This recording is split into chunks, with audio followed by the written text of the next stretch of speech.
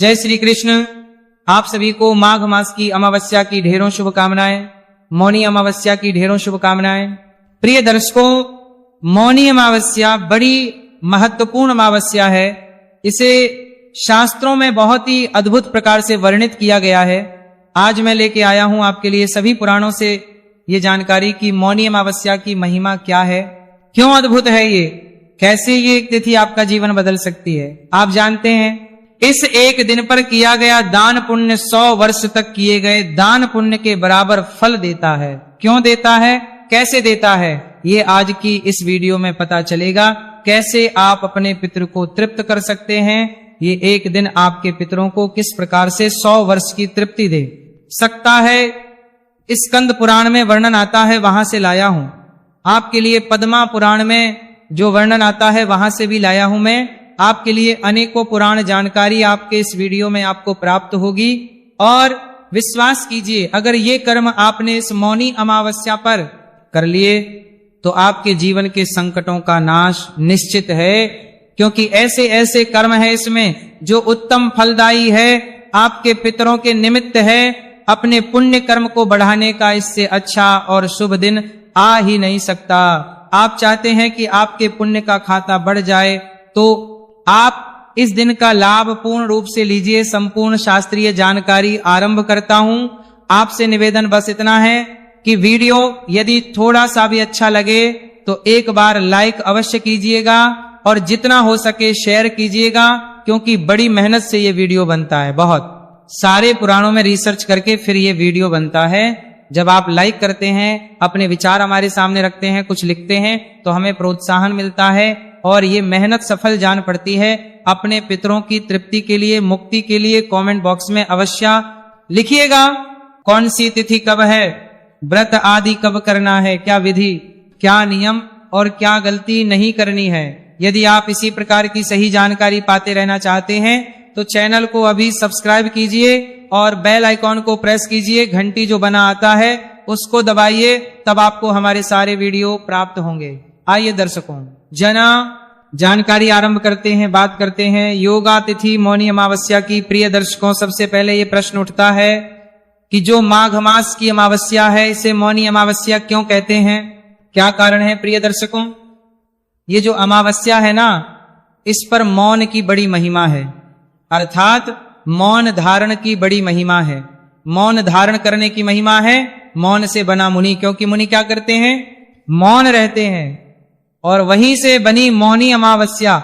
इसीलिए जो मनुष्य इस व्रत को मौन होकर पूर्ण करता है उसे मुनि पद की प्राप्ति होती है, और मुनि पद मिले इसीलिए इसे मौनी कहा गया है। जब मनुष्य इस अमावस्या का मौन रहकर व्रत पूर्ण करता है तो उसे मुनि पद का है प्राप्त होता है। प्रिय दर्शकों, शास्त्र कहते हैं कि इस अर्थात माघ मास की इस अमावस्या के दिन मौन रहकर प्रयागराज में अथवा किसी अन्य जो पवित्र नदी हो, गंगा नदी हो, उसमें, या फिर आप घर पर भी स्नान कर रहे हो तो वहां पर भी आपको मौन रह के स्नान करना चाहिए। इस दिन मौन रह के स्नान करने का बड़ा फल है। शास्त्र कहते हैं कि जो मनुष्य इस दिन मौन रहकर स्नान करता उसे अनंत पुण्य की प्राप्ति होती है। मौनी अमावस्या के दिन ऐसे अनेकों कार्य हैं जो मौन रह के करने चाहिए।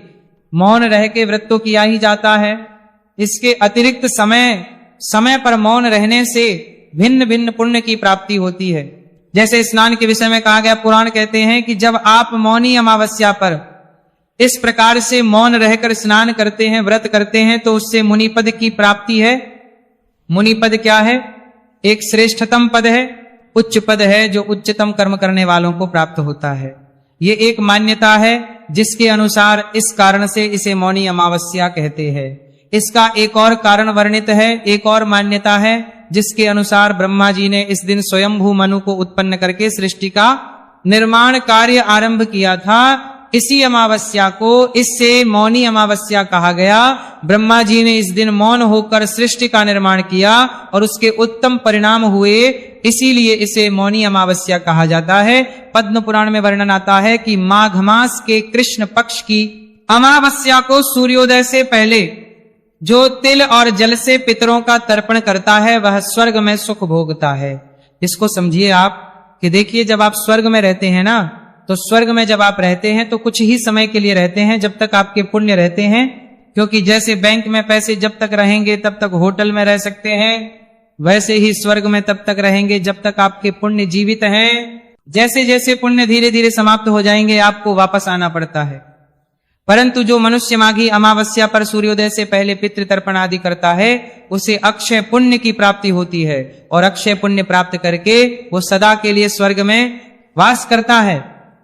अक्षय, क्योंकि वह पुण्य कभी समाप्त ही नहीं होता, नष्ट ही नहीं होता, तो उसे सदा सदा के लिए स्वर्ग प्राप्त होता है, और आपके पितृ तो तृप्त होते ही हैं। इतना अद्भुत फल है इस अमावस्या पर सूर्योदय से पहले पितृ तर्पण का। और ये मैं नहीं कह रहा हूं, ये मैं आपको पद्म पुराण से बता रहा हूं।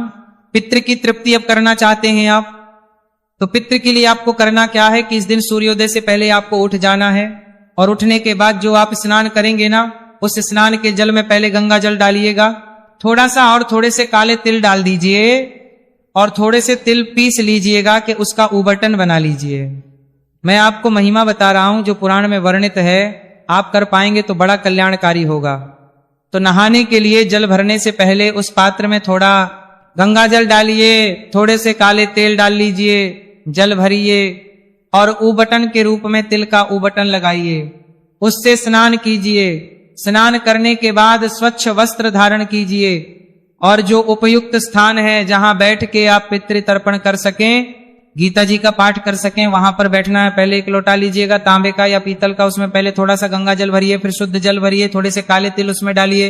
अगर सफेद फूल है तो सफेद फूल डाल लीजिए, तुलसी का पत्ता डालिए। ध्यान दीजिएगा, तुलसी का पत्ता आज नहीं तोड़ना है, पहले का टूटा हुआ अगर है तो उसका प्रयोग कीजिए। और ये वीडियो मैं बहुत पहले बना के दे रहा हूं आपको, तो कृपया आप पहले ही तोड़ के रख लीजिएगा। अमावस्या तुलसी का पत्ता नहीं तोड़ा जाता है, तो पहले तोड़ के रख लीजिएगा और पत्ता डालिएगा। लोटे में कुशा अगर मिल जाए तो कुशा डालिएगा, और उसके बाद आसन लगा के दक्षिण दिशा की ओर मुख करके बैठ जाइएगा। लोटे को सामने रखिएगा। गीता के 7वें अध्याय का पाठ कीजिएगा या सुनिएगा, मैंने आपके लिए अपलोड किया हुआ है, आप सर्च कर सकते हैं। YouTube पे आपको बहुत सारे अध्याय मिल जाएंगे, उनमें से कोई भी सुन लीजिएगा, क्योंकि सारे मेरे ही द्वारा सुनाए गए हैं बहुत से वीडियो। क्योंकि मैं प्रत्येक अमावस्या पर और प्रत्येक एकादशी पर आपके लिए गीता का 7वां अध्याय अपलोड करता हूं, उस दिन भी अपलोड करूंगा। मौनी अमावस्या पर भी उसका लाभ लीजिएगा, गीता का अध्याय सुनिएगा। सुनने के बाद उस लूटे को अपने दोनों हाथों में उठा लीजिए। भगवान नारायण से संकल्प कीजिए कि हे प्रभु, मैंने ये जो गीता का 7वां अध्याय श्रवण किया है, इसका संपूर्ण पुण्य फल मैं अपने पितरों को अर्पित करता हूं, इससे मेरे पितृ तृप्त और मोक्ष को प्राप्त करें। इस प्रकार संकल्प करके उस जल से तर्पण कीजिएगा। तर्पण करने के लिए एक बड़ा पात्र ले लीजिए जिसमें आप यह जल छोड़ेंगे। तर्पण के लिए बड़ा पात्र लीजिए, किसी भी स्टील का या फिर तांबे का या पीतल का, और इस लोटे को उलटे हाथ में पकड़ लीजिए। सीधा हाथ जो है उसमें अंगूठा और उसके बीच का जो क्षेत्र है ना, अंगूठे और उसके साथ की उंगली के बीच का, उस चित्र को पितृतीर्थ कहते हैं। वहीं से जल जो है पितृ को अर्पित किया जाता है। तो दक्षिण की ओर मुख करके आप बैठे हैं, और ये जो धार गिराएंगे आप दूसरे पात्र में जो जल छोड़ेंगे ना, सीधे हाथ में अंगूठे और उंगली के बीच के यहां से, तो वह धारा जो है वो दक्षिण दिशा की ओर ही जानी चाहिए। इस प्रकार से यह आपको तर्पण करना है। मंत्र क्या बोलेंगे? आपको मंत्र बोलना है ओम पितृभ्यः स्वधा नमः, ओम पितृभ्यः स्वधा नमः। यह मंत्र बोलते हुए तर्पण कीजिए। तर्पण करके ये जल बाद में पीपल पे अर्पित कीजिएगा। जब सूर्योदय हो जाएगा, उसके बाद सूर्योदय से और सायंकाल होने से पहले आप इस जल को पीपल में अर्पित कर दीजिएगा। उत्तम समय जो रहेगा वो कुतुब काल का रहेगा, वो रहेगा 11:30 से 12:15 के बीच में। ये कर्म जब आप करेंगे तो इससे आपके पितरों को अनंत पुण्य की प्राप्ति होगी। और आज मौनी अमावस्या है। आज के दिन इस कर्म को करने से फल कई 1000 गुना बढ़ जाता है। तो ये कर्म आपने अवश्य करना है। अगर आपने ये पितृ कर्म कर लिया तो जैसा कि पद्म पुराण में वर्णन आया है, आप तो निश्चित ही स्वर्ग में अनंत फल भोगेंगे ही, आपके पितृ भी तृप्त हो जाएंगे, प्रसन्न होंगे।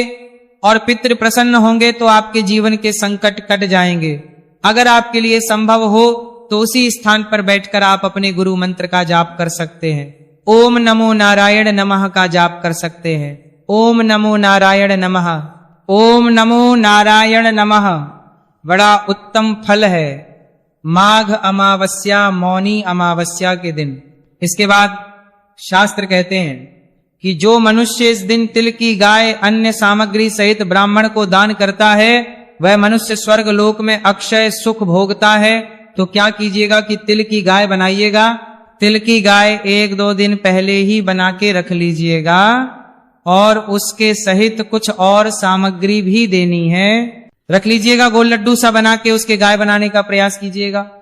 बन जाए तो बहुत उत्तम है। अगर गाय ना बने तो थोड़े से तिल ले लीजिएगा, तिल के साथ में गुड़ ले लीजिएगा।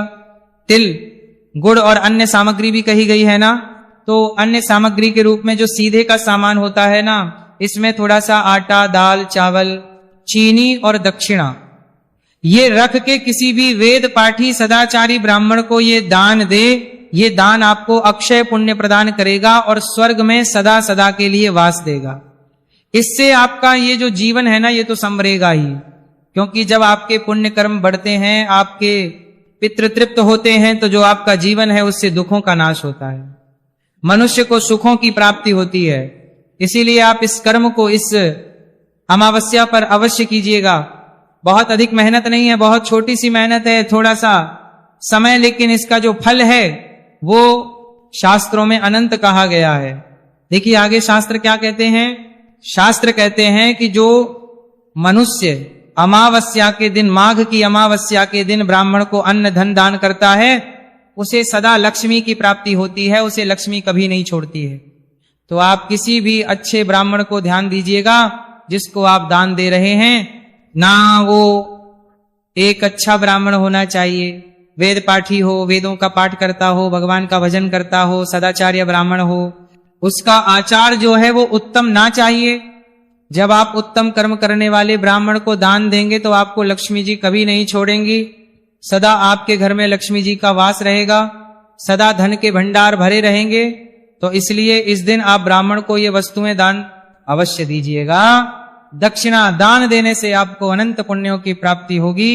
ये तिथि ना बहुत बड़ी तिथि है प्रिय दर्शकों, ये साधारण तिथि नहीं है, इसे युगादि तिथि कहा जाता है। कुछ जगह आता है कि इस तिथि से द्वापर युग की शुरुआत हुई थी, और कुछ वृतांत बताते हैं कि इस दिन से कलयुग की शुरुआत हुई थी। तो ये युगादि तिथि है।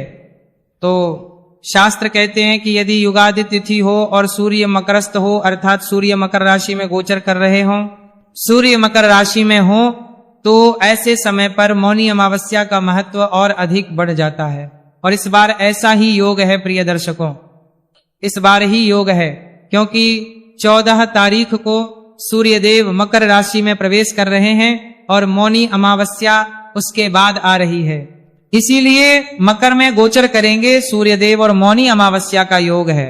शास्त्र कहते हैं कि यदि किसी मनुष्य के कुल में, किसी भाई बंधु के कुल में, किसी मित्र के कुल में, किसी गुरु के कुल में किसी को अच्छी गति प्राप्त नहीं हुई है, तो ये तिथि बहुत उत्तम है उसकी गति करने के लिए। और यदि किसी की कुंडली में, किसी के जीवन में पितृदोष है, तो उसके निवारण के लिए भी ये तिथि बड़ी महत्वपूर्ण है, मकरस्थ है और माघी अमावस्या है। इससे उत्तम योग बनेगा नहीं, इसका भरपूर लाभ लीजिए। अगर आप इस दिन तर्पण करेंगे तो आपको विशेष लाभ प्राप्त होगा। मान लीजिए आपके ही कुल में कोई हो, या आपको लगे कि आपके माता के कुल की तरफ से कोई ऐसा है जिसका ऐसा देहांत हुआ है कि संभावना हो कि उसको अभी तक मुक्ति नहीं मिली होगी, तो आप ऐसे व्यक्ति के लिए पिंडदान करवा सकते हैं, तर्पण आदि करवा सकते हैं। गंगा नदी के किनारे बड़ा उत्तम फल प्राप्त होगा। स्कंद पुराण शंकर बता रहे हैं कि जो पितरों के उद्देश्य से भक्ति पूर्वक गुड़, घी और तिल के साथ मधु युक्त खीर गंगा में डालते हैं, उसके पितृ 100 वर्षों तक तृप्त बने रहते हैं, अर्थात संतुष्ट रहते हैं, और वो संतुष्ट होकर अपनी संतानों को नाना प्रकारों की मनोवांछित वस्तुएं प्रदान करते हैं। तो इतना सा कर्म है कीजिए। इसे मौनी अमावस्या पर गुड़, घी और तिल के साथ मधुयुक्त खीर ये बनाना है आपको, और इसे गंगा जी में प्रवाहित करना है।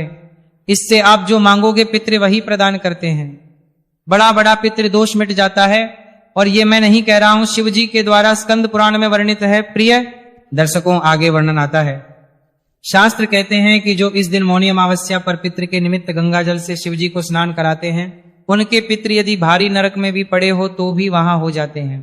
तो प्रिय दर्शकों, भारत में गंगा जल भी सब जगह है और शिवलिंग भी उपलब्ध है, तो आप यह अवश्य ही कीजिएगा।